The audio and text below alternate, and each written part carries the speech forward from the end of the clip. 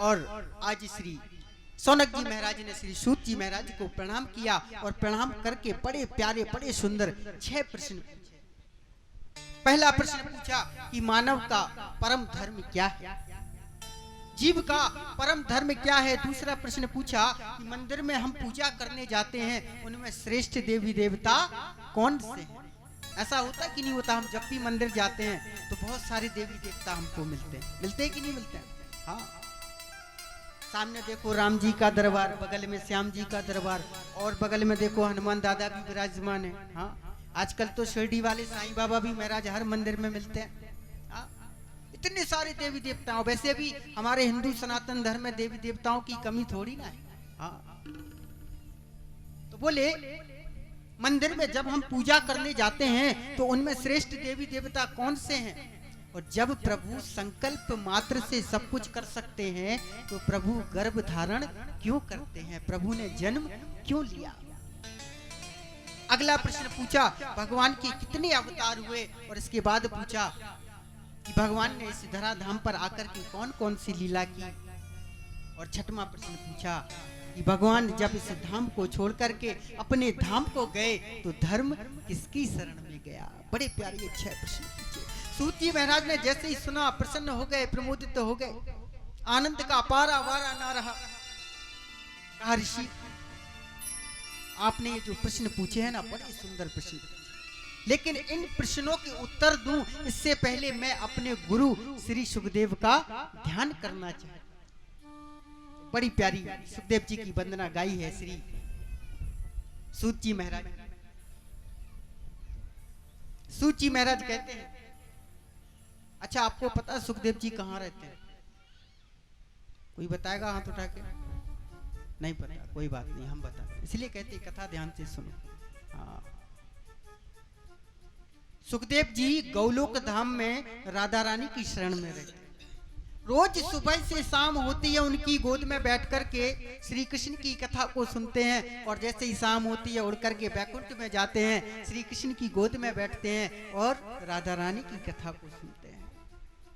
धीरे धीरे दिन व्यतीत हुआ। एक दिन राधा रानी ने कहा बेटा सुख, अब तुम्हें ये गौलोक धाम छोड़ करके मृत्यु लोक में जाना होगा। जैसे ही सुना क्या मैया मृत्यु लोक? बोले मैं तो बिल्कुल नहीं जाऊंगा, वो तो बड़ा गंदा लोक है।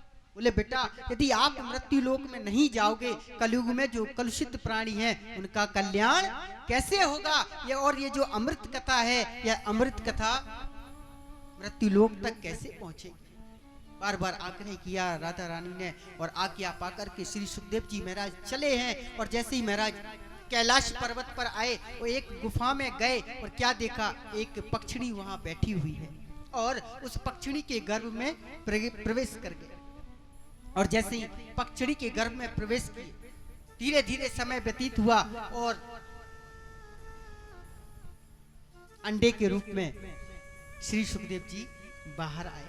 और जैसे ही अंडे के रूप में सुखदेव जी बाहर आए जोर से बर्फीली हवाएं चली, वह अंडा नीचे गिर गया और अंडा फूट गया। अब हमारे नारद जी को बड़ी चिंता हुई। हाँ, अब सुखदेव जी का जन्म कैसे? तो महाराज जी जैसे ही चिंता सताने लगी कैलाश पर्वत की ओर से गुजरने लगे। मन में ऐसा भाव आया नारद जी के कि अभी तक मैंने सारे देवी देवताओं में लड़ाई कराई लेकिन कभी मैया पार्वती और भोले शंकर में लड़ाई नहीं कराई। क्यों ना अपन इनके घर पे चले, शायद इनके घर से ही कोई काम बन जाए। इस भाव से महाराज चल पड़े नारद मुनि और जैसे ही पहुंचे मैया पार्वती का दर्शन, कहा मैया प्रणाम। और जैसे ही मैया पार्वती ने नारद जी का दर्शन किया मैया पार्वती कहने लगी क्या बात है बेटा नारद, बहुत दिनों बाद दिखाई पड़े, आजकल कहीं आते जाते नहीं क्या? तो नारद जी हाथ जोड़ करके कहने लगे मैया आजकल कहीं आने जाने का मन नहीं करता। बोले क्यों, क्या हो? बोले ये जो संसारिक लोग हैं ना ये लोग आपस में बड़ा ही बनावटी और बड़ा ही स्वार्थी प्रेम करते हैं, इसलिए मेरा कहीं आजकल आने जाने का मन नहीं करता, सच्चा प्रेम नहीं करता कोई। अच्छा कोई करता है किसी से सच्चा प्रेम? हाँ भाई नहीं करता है। हाँ, सब बनावटी और स्वार्थ बस प्रेम करते, इसलिए मैया कहीं आने जाने का मन नहीं करता। और नारद जी भी लिखते हैं मानस की चौपाई क्या लिख, सूर्य नरे मुनि सबकी यही रीति,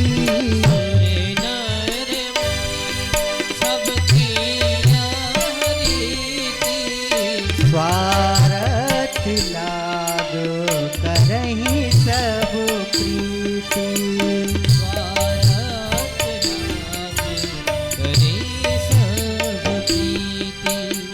सूर्य नरे मुनि सबकी यही रीति, सूर्य नर मुनि सबकी यही रीति, स्वार्थ लाग करहि सब प्रीति, स्वार्थ लाग करे सब प्रीति। इसलिए मैया में कहीं आता जाता नहीं, कहीं आने जाने का मन नहीं करता।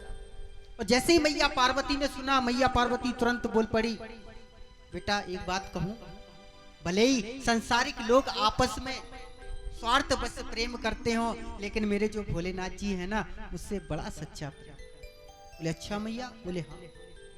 बोले देखो बेटा एक बात बताऊं राज की। बोले क्या? बोले अपना गुरु मंत्र कभी किसी को बताना नहीं चाहिए, लेकिन मेरे भोले बाबा तो इतने सीधे हैं, उन्होंने वह अपना गुरु मंत्र भी हमको बता रखा है। इतना प्रेम कौन किससे करता है। जैसे ही सुना, नारद जी हाथ जोड़ करके कहने लगे, मैया वो सब तो ठीक है, एक बात बताओ, कभी बाबा ने ये बताया कि उनके गले में जो मुंडों की माला है वो किसकी है? बोले हाँ ये तो नहीं बताया। जैसे ही मैया चिंतित हुई, नारद जी ने कहा अपने राम का काम बन गया, अब अपन यहाँ से खिसकते हैं। हाँ नारद का तो काम ही है आग लगाना। महाराज आग लगाई, और जैसे ही आग लगी और नारद जी वहां से खिसके, और रास्ते में महाराज भोलेनाथ जी का दीदार हुआ। कहा बाबा प्रणाम। बोले अरे नारद जी कहाँ? बोले जल्दी जाओ, घर पे मैया याद कर रही है। और जैसे ही सुना, भोलेनाथ जी ने कहा निश्चित कुछ ना कुछ करके आयो।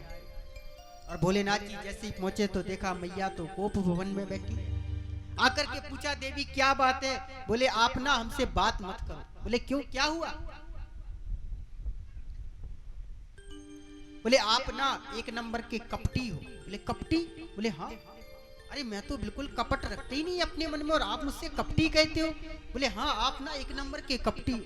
बोले क्यों? बोले एक बात बताओ, आपने आज तक नहीं बताया कि आपके गले में ये जो मुंडों की माला है ना, वो किसकी है?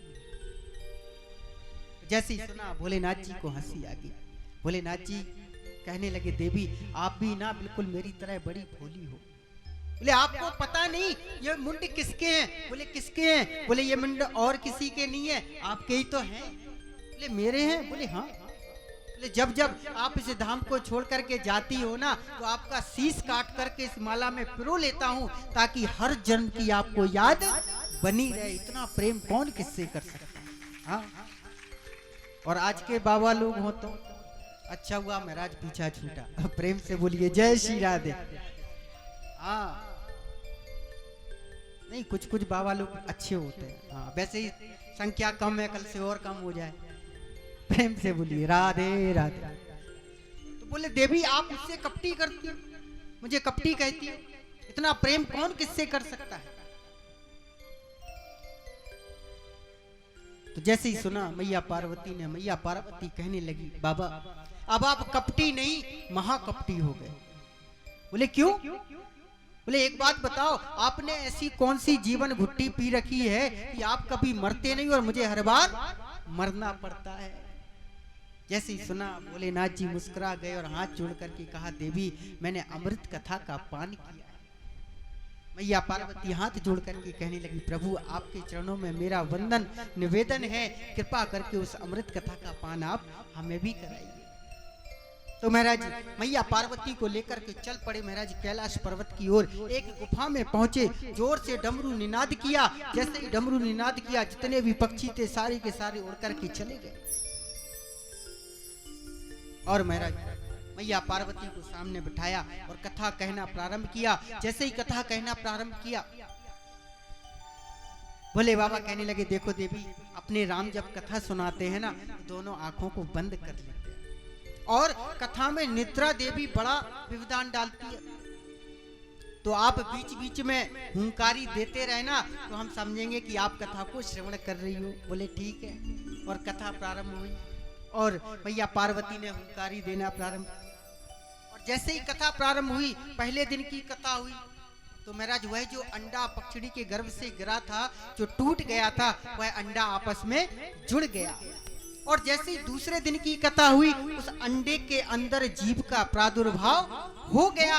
और जैसे ही महाराज तीसरे दिन की कथा हुई, वह अंडा धीरे धीरे बड़ा होने लगा। और जैसे ही चौथे दिन की कथा हुई, और चौथे दिन की कथा तो आपको पता है, बड़ी मीठी मीठी कथा आती है। हाँ, हमारे कन्हैया का जन्म होता है।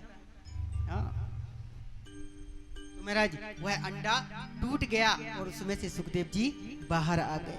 बोलिए श्री सुखदेव जी महाराज की। जैसे ही सुखदेव जी महाराज आए और 5वें दिन की कथा प्रारंभ, और 5वें दिन की कथा प्रारंभ जैसे ही हुई, सूत जी महाराज कहते हैं शौनक आदि ऋषि, मैया पार्वती को नींद आ गई। और जैसे ही मैया को नींद आई, इधर सुखदेव जी ने सोचा कि मैया को नींद आ गई, हुंकारी देना बंद कर दिया, अब भोलेनाथ जी कथा कहना बंद कर देंगे। और महाराज पीछे ही बैठे बैठे सुखदेव जी ने हुंकारी देना प्रारंभ किया। और जैसे ही 7 दिन 7 रात्रि पूर्ण हुए, जोर से जयकारा लगाया भोलेनाथ जी ने। और जैसे ही जयकारा लगाया, मैया पार्वती की नींद खुली। और नींद जैसे ही टूटी, कहा प्रभु फिर क्या हुआ? वह पूतना आई थी ना प्रभु को मारने के लिए अपने स्तनों में जहर लगा करके। राम राम राम देवी, तुम कहाँ लटकी हो? कथा तो पूरी हो गई। क्षमा करना प्रभु, मुझे नींद आ गई। नींद आ गई। फिर यह हुंकारी कौन दे रहा था? कौन दुष्ट है जिसने कथा को सुना? अब तो महाराज भोलेनाथ जी क्रोध में आ गए। सुखदेव जी महाराज वहां से निकलना शुरू किए। पीछे पीछे भोलेनाथ जी, हाथ में त्रिशूल है। अरे दुष्ट ठहर, आज तुझे जीवित नहीं छोड़ूंगा। ध्यान रखना, कथा कभी भी व्यासपीठ के पीछे बैठकर के कथा को श्रवण नहीं करना चाहिए, उससे कथा की चोरी का दोष लगता है। कथा हमेशा व्यासपीठ के सामने बैठकर के श्रवण करना चाहिए। पूरी त्रिलोकी का चक्कर लगाया महाराज, कहीं भी शरणागति नहीं मिली आज श्री सुखदेव जी महाराज को। और मन में सोच रहे हैं, लगता है बाबा जी पागल हो गए, आज हमें जीवित नहीं छोड़ेंगे। और चक्कर लगाते लगाते पहुंच गए कहां? श्री वेद व्यास जी के आश्रम। इनकी पत्नी है जिनका नाम है श्रीमती बिटका देवी। शाम का समय था, बिटका देवी को जोर से जिमाई आई और मुख जैसे ही खोला, मुख के माध्यम से सुखदेव जी सीधे बिटका देवी के गर्भ में प्रवेश कर गए। और भोलेनाथ जी आए और वेद व्यास जी महाराज के दरवाजे पर खड़े हो गए।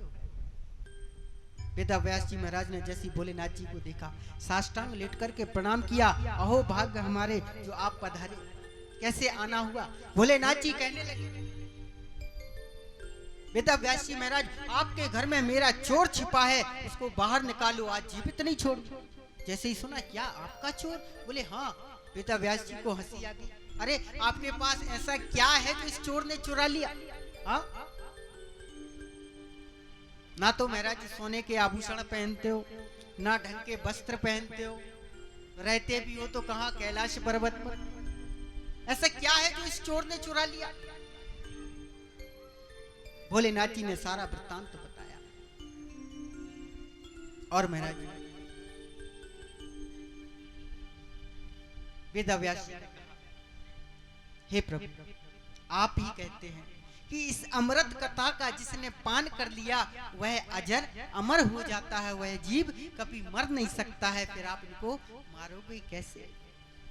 जैसा आपका नाम और वैसे ही आपका स्वभाव। भोलेनाथ जी ने कहा, चलो कोई बात नहीं, आज से हम भी नियम लेते हैं, आज के बाद कभी किसी को इस अमर कथा का पान नहीं कराएंगे। और सुंदर सुखदेव जी को गर्भ में आशीर्वाद दिया। कहा, बेटा सुख, इस कथा को तुमने श्रवण किया है और महाराज कालांतर में आगे चल के जब तुम गर्भ से बाहर आओगे, इस कथा को जन जन में इस कथा का प्रचार करना, ताकि कलयुग में जो कलुषित प्राणी होंगे उन प्राणियों का कल्याण हो सके। और सुंदर आशीर्वाद दिया और भोलेनाथ जी वहां से अंतर ध्यान। सब्सक्राइब करें ध्रुव कृष्ण जी के YouTube चैनल को और हमारे वीडियोस को सबसे पहले देखने के लिए बेल आइकन को दबाना न भूलें।